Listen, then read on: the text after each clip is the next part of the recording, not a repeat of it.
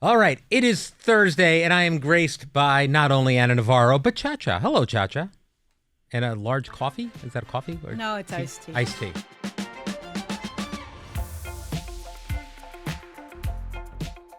I never drink coffee except in Miami. I just don't think they make it well anywhere else. I didn't have coffee till I was 30 years old.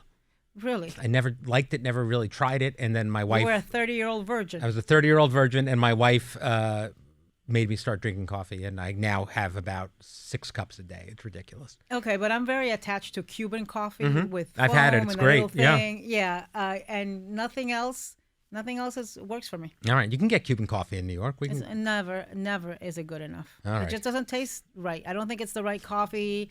I don't think it's the right aparato. I don't think there's enough foam. It's not hand-beaten foam. It doesn't work. All right. Well, let's start with the biggest news of the week, which are these anti-ICE protests that are popping up all over the country. Most of the attention has been on Los Angeles after President Trump deployed the National Guard and the U.S. Marines to the area. Trump makes the case that Newsom and L.A. Mayor Karen Bass were not doing enough. What are your thoughts on this situation, which is still escalating? It's still pretty volatile. It's been a really hard week. Yeah. It's been a heartbreaking week because, you're framing it as the biggest story is the protest. Actually, if you ask me, the biggest story is the fact that Latinos are being hunted down in the streets of America, persecuted, disappeared without due process.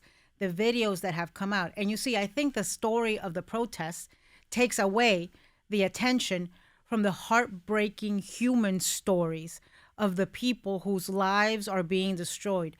These are not, let's just get this out there straight. These are not hardened criminals. These are not gang members.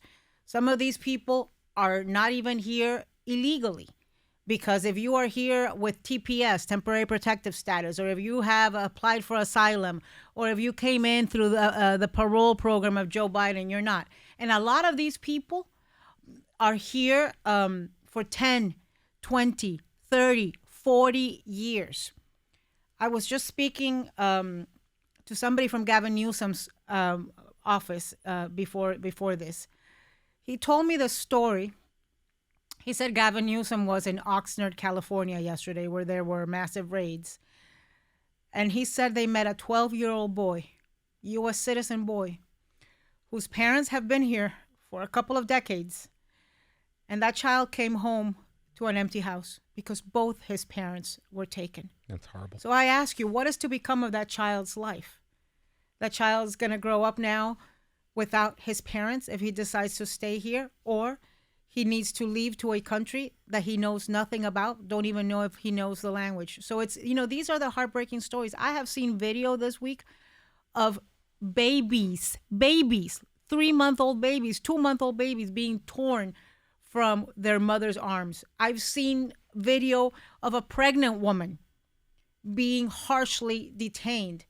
I've seen videos of people being picked up in Home Depot and chased like if it was a hunt, chased like if it was a game in the farms, in the farm countries. And, and let me tell you something.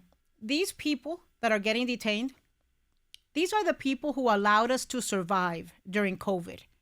Because while so many of us had the luxury of being locked up in our house so that we wouldn't catch COVID, these are the people that were working in the fields so that we would have a food supply. These are the people that were working in the restaurants so that we could order food on Grubhub. These were the people that were putting up supplies in the grocery stores so we could order food on Instacart and stay in our houses. These were the people that were in the front line, many of them working in the hospitals in so many different capacities. And these are the people that we are treating this way. They are such a, I don't know that Americans realize, that people realize just what a huge part of our economy these people who we are throwing out, again, without due process. I'm starting to see really represent. On social media, people are actually self-deporting now and documenting it, returning to their home countries without force. What do you think of this idea? I mean, is that something that's better to at least control your own destiny if it's going to happen?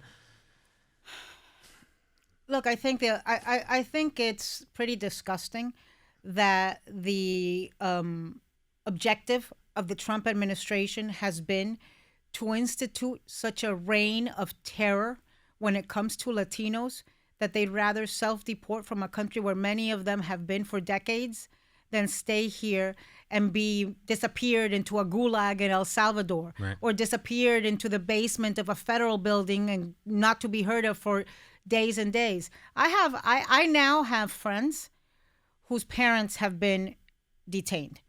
A very good friend of mine.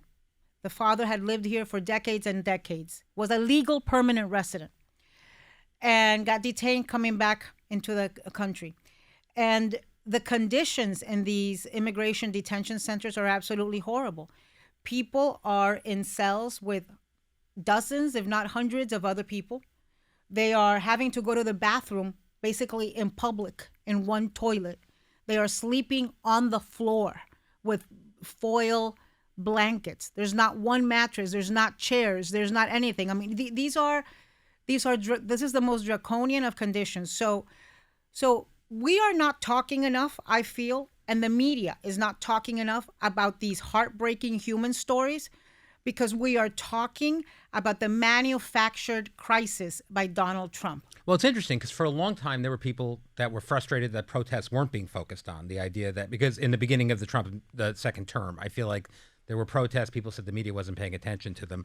Now there's definitely a lot of there's a lot of evidence that this kind of confrontation is what the government wants right now, as far as how it's seen on television. But on the flip side of that, there's some that are saying these protests are not calm. And no matter how many people are peacefully protesting, you see 3 cars on fire, and it's hard to say, well, these are peaceful protests. Okay, can I ask you this? How do you know that Yeah. the cars that were set on fire were not set on fire by some provocateurs being paid by folks who sympathize with Trump? You don't.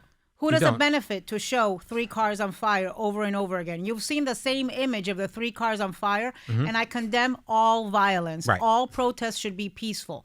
But I have no evidence that it's, of who it is. I Right. don't know who it is. I haven't seen that in the media, and I certainly haven't seen enough coverage of the peaceful protesters, of the lady with the ukulele, of the priest showing up with the Virgin of Guadalupe, of the people who are laying flowers at the feet of ICE agents and asking them for compassion and heart. It's the same images over and over again. And that's actually one of the things I wanted to ask you about, because the Mexican flag image it's become kind of the defining symbol of the LA protests. And a lot of people have taken, on that other side, issue with the protesters carrying Mexican flags while they protest against deportations on an American political protest.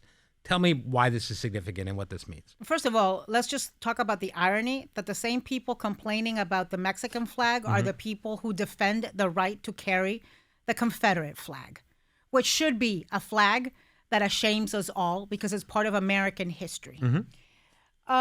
Look, I fully understand that people are proud of their heritage and they are indignant at these attacks on their race. This is an attack on ethnicity, on race, on skin color, on who we as Latino immigrants are. So I understand that anger. But I also think this is a time to be strategic. So if you're going to take a Mexican flag, also take a U.S. flag. Take both, because that's the point. Everybody in this country, one of the beauties of America is that we are all allowed to be who we are and from where we descend and be part of the American fabric. You're Italian American. There's a bunch of Italian American Day parades all over this country where Italians show up with the Italian flag. Last week here in New York was the Puerto Rican Day parade. If we are going to deport and arrest people who fly other flags, we should have deported 1 million Puerto Ricans last Sunday in New York. So that's always been kind of part of who we are, right? St. Patrick's Day, what do we celebrate? Irish descendancy, Irish ancestry, and, yes, beer and I didn't want to say, and but leprechauns. yeah. But, people are proud of their heritage. We are all allowed to be that in America and to do that in America. That's not giving up who you are and your roots is not a requirement to be an American. Being an American means loving this country, fighting for this country, defending its democratic values. Go to Arlington Cemetery, go to the Vietnam Memorial, And look at all the Spanish and Hispanic Latino names of the people who've given up their lives defending this country, paid the ultimate sacrifice in defense of this country. And so nobody said that they were too Mexican then. Nobody said that they were too Puerto Rican or too Latino then. Well, Puerto Ricans, are not immigrants. They are American citizens, thank God, because if not, they'd be being chased down. Even though even Puerto Ricans have been wrongly detained. Even U.S. citizens have been wrongly detained because they have brown skin or they speak with an accent like I do. We are talking about children. There's a 4th grader who was just deported back to Honduras when he went with his father for an immigration check-in. These are people who are getting detained, many of them when they show up at immigration court. So these are not gangbangers. These are not people in the middle of the street committing crimes and selling drugs and doing human trafficking. These are people who are being detained at their place of work because these are people who are working from sun up to sundown, often doing jobs that nobody else in this country wants to do. How many people want to work up on a roof, putting pitch down on the roof when it's 90 degrees outside? How many people want to work through hail, picking up vegetables and working in the field? Back-breaking work. I couldn't do it. I could not do it. Could you? No, absolutely not. So, So be careful. I would say to a lot of these Trump voters, be careful what you voted for because you just may get it. And we're going to wind up seeing the cost. Listen, there's going to be people who are taken away who own homes or who rented homes that are going to be left empty.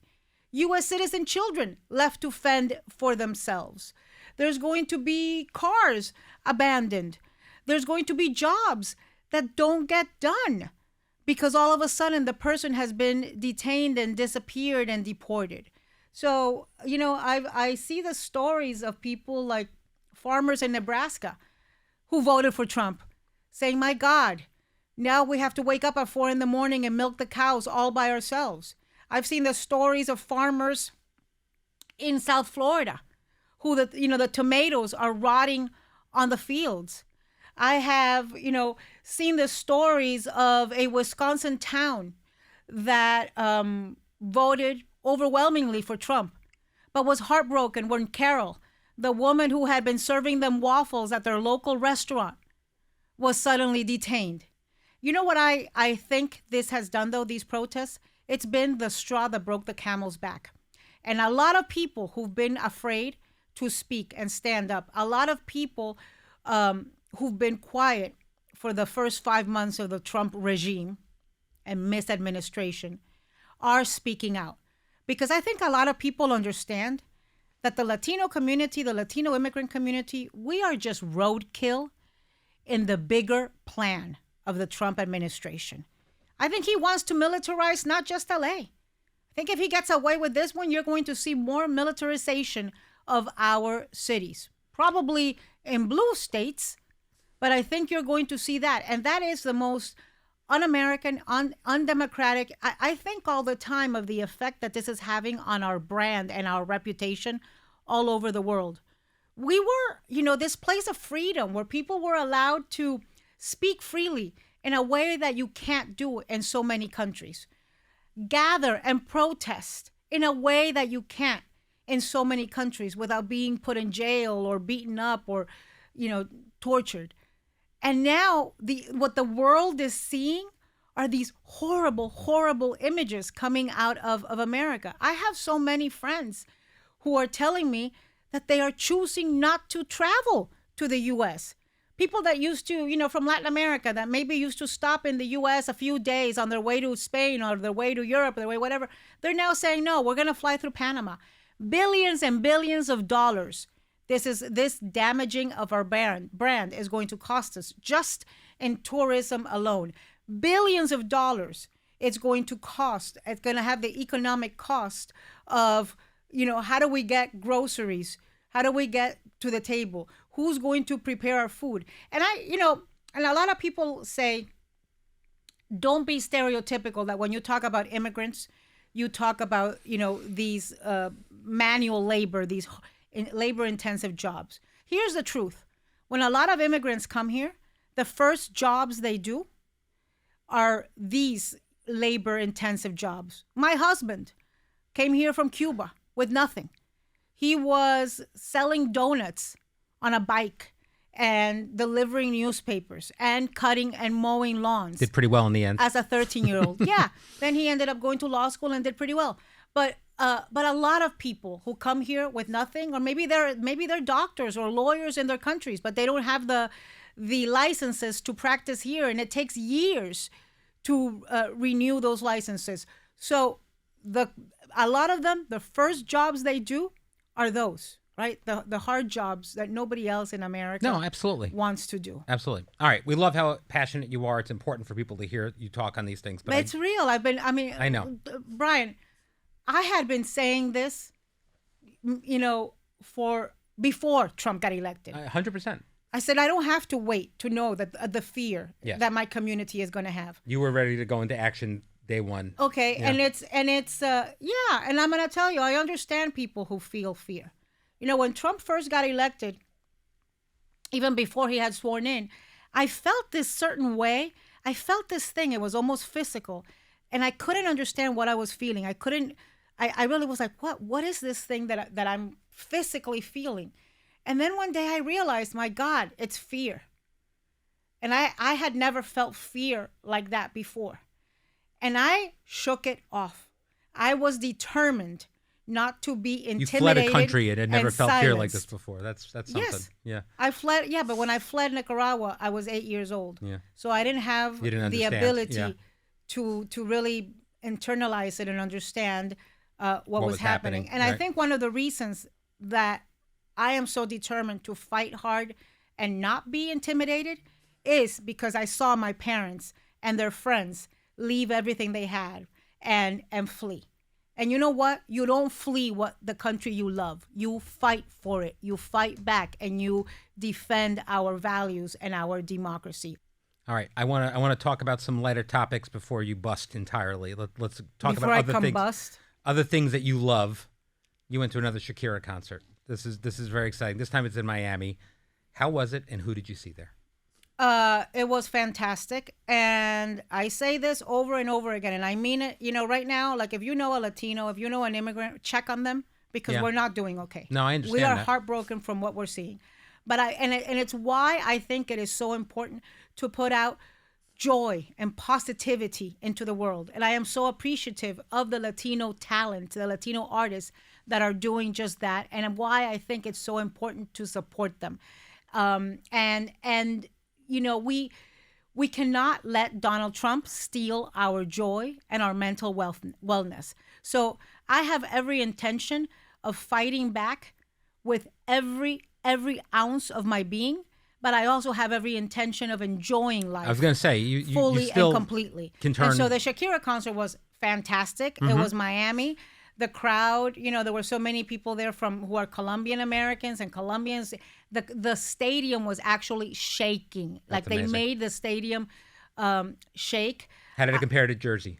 What was the better show? I think they were both pretty fantastic. I'm not sure I could say one was better than the other. In Miami, I saw a bunch of people that I know, and it was a lot more Latin, perhaps. And I think she felt that she was home. She was with her people. Well, Yeah. this is her home now in the United States. She moved from Spain, and she lives in Miami. And it was wonderful. Mark Anthony was in the same suite, and his beautiful wife was in the same suite that I was in. And it's always kind of fun to see an artist like Mark take in Another show. show. And he was, I was yapping away and we were dancing, and, all his wife and all these girlfriends were all, having a great time. And he was literally there going, I want to see the show. Yeah, I get that. And really, concentrating on all the elements of the show. He was working. Yeah, no, I just think he appreciates Sure. all of it, what it's like to have that kind of crowd, what it's like to have the pyrotechnics, the dancing, the this, the that. even though Mark is not known for many special effects. Right. I once, he's got a great sense of humor, and I once said to him that Al does not like to go see his concerts. Al refuses to go see a Mark Anthony concert because he says there's never there's not any backup singers, scantily clad, showing, their boobs and their butt. Mm-hmm. And Al likes to go see Pitbull. That's a different kind of show. Yeah, there's a ton of backup dancers that he's entertained with, even though... Well, Mr. Worldwide, Right, Mr. Worldwide. Yeah. Mm-hmm. And, listen, though, if Pitbull had Mark's voice, I'm not sure he'd need all those. Oh, there you go. Shots fired towards Pitbull. All right. I love him. I know, me too. We also talked recently about the Beckham family on the show, and because reportedly Victoria is feuding with her son's wife and they aren't speaking, and I've heard a rumor that you might have some insider tea on this. I'm trying to get it out of you. Okay, well, so I have very good friends, Mark Anthony being one of them. Who may or may not have been in that box. But Eva Longoria being another, who are very close friends with the Beckhams. The Beckhams and their children were at Mark's wedding. They spend holidays together. The Beckhams live part of the year in Miami because David Beckham owns part of the Miami soccer team, Inter Miami. So we see a lot of them. And frankly, if you had asked me one family, celebrity family that wouldn't have family drama, I would have thought the Beckhams. Beckhams, right? Because they're a really close-knit family. Mm-hmm. They are this very tight group, and they show up with their kids everywhere. And so I think you're going to see the Beckhams over and over again reaching out to their child because they're not going to give up on their child. And I think, that child, as somebody who has lost a parent, I would say to that child, Brooklyn, stop wasting time. And figure this out because honestly, I would like David and Victoria Beckham to adopt me. Sure. I think they're such great parents. Mm-hmm. And it's unimaginable what's happening. And I read this thing about how people were like blaming Mark Anthony for like having sung a song. How silly. Can you imagine Mark freaking Anthony gives you as a wedding gift a performance in your wedding and you're nitpicking it? Yeah, I have trouble. Making it, a cause for These drama. These are first world problems. I can't imagine them. But all right. I also, before we go, want to talk about the live podcast event we did last week. You're going to hear our live. Always. You're going to hear our live podcast taping next week on our podcast feeds and on YouTube. And because you were asking questions about it, you showed up late, as we talked about. You were talking about the bingo cards. So at a very last minute, I had the idea of letting the live audience have some fun and play View co-host bingo. I didn't tell any of the hosts about it, but we did have various... Here, let me see that. Various things that get said on the podcast every day or by the hosts, and people had a chance to win a prize. So, for instance, some of these were for you. Some of these were for Joy, Sunny, Sarah, and Alyssa. Like, for instance... We had the Anna Celebrity Name Drop, which is pretty good. I might put these online so people can play at home. You would have had a few of them here.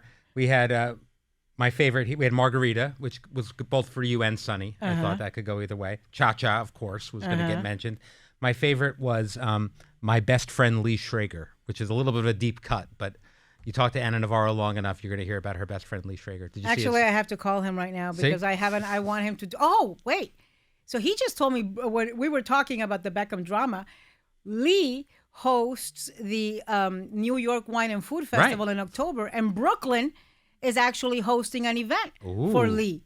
All right, so we'll get more juice on this, more tea. That's good. I think he's got a hot sauce line, and I think he cooks. Everyone's got a hot sauce line, but yeah, that's great.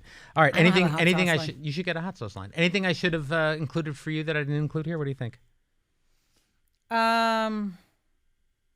Let's see. No, I think it pretty much covers it. You got Cha-Cha, margaritas,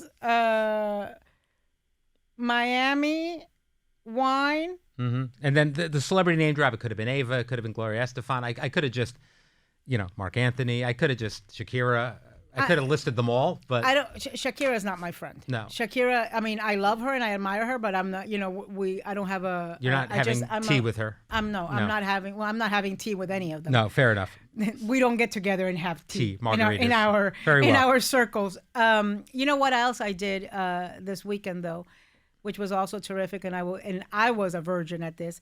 Went to the Tony Awards. I know you did. I was very proud of you. This is good. And I went in large part because, I have friends who produce Buena Vista Social Club, and I went to watch it, and it's a story. And Real Women Have Curves you loved?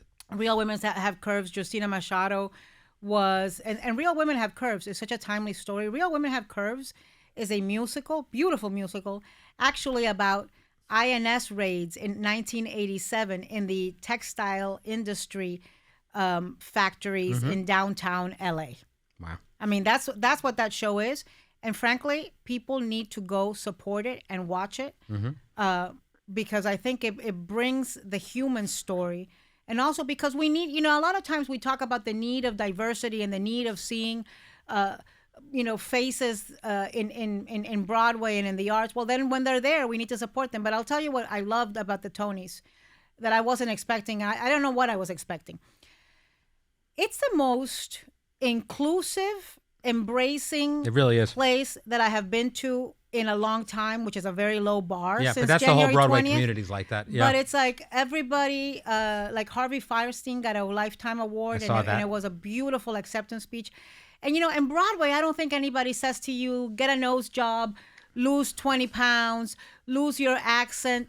They just work with you. You either fit the role or you don't fit the role. I have to also say, in general, Broadway audiences tend to be view audiences, I found. We're pretty popular among the Broadway crew. Well, because they're usually cultured and care. All right. Well, listen, I'm so glad you went. That was awesome. And now we'll get you to go to more Broadway shows. I want to go see Oh Mary. Yeah, it's so good. That's all the time we have for today. Thank you for joining me, Anna Navarro. We'll be back next week with more Behind the Table and a new live show tomorrow. And we'll see you then.